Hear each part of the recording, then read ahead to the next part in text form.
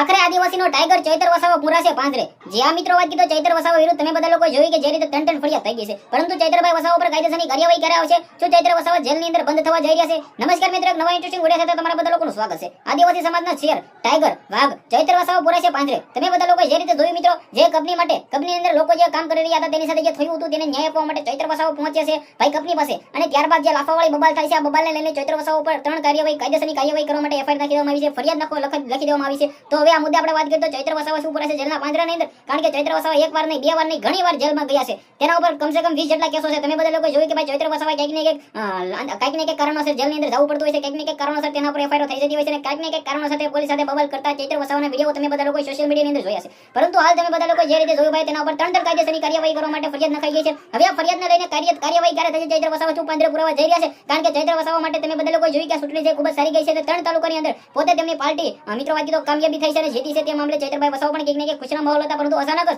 તેના પર ત્રણ કાર્યવાહી કરવા માટે ફરિયાદ લખાઈ જશે. આ ફરિયાદને લઈને ચૈતર વસાવા પર હવે કડક કાર્યવાહી થવા જઈ રહી છે. શું ચૈતર વસાવા જેલના પાંજરે પુરાવા જઈ રહ્યા છે? આવનારા ટાઈમની અંદર જે પણ સમાચાર મળશે તમારા સમક્ષ પહોંચાડવાની જિમ્મેદારી મારી. ભાઈઓ સબસ્ક્રાઇબ અવશ્ય કરી દેજો, વિડીયો બને એટલો શેર કરી દેજો જેથી હું તમારા સમક્ષ આવીને એવી જાણકારી લાવતો રહું. કારણ કે હાલ કોઈ પણ એવા સમાચાર નથી આવે કે ચૈતર વસાવા ક્યારે જેલની અંદર પુરાય, ચૈતર વસાવાની ક્યારે ધરપકડ કરવામાં આવે, ક્યારે કાર્યવાહી કરવામાં આવે. જે પણ જાણકારી આવશે તમારા સમક્ષ પહોંચાડવાની જિમ્મેદારી મારી. વિડીયો શેર કરો, ફોલો કરો, સબસ્ક્રાઇબ કરો. આજના વિડીયોમાં ધ્યાન રાખજો કે આપણે નવો વિડીયો મળી જશે. બધા લોકોને ધન્યવાદ. જય હિન્દ, જય ભારત.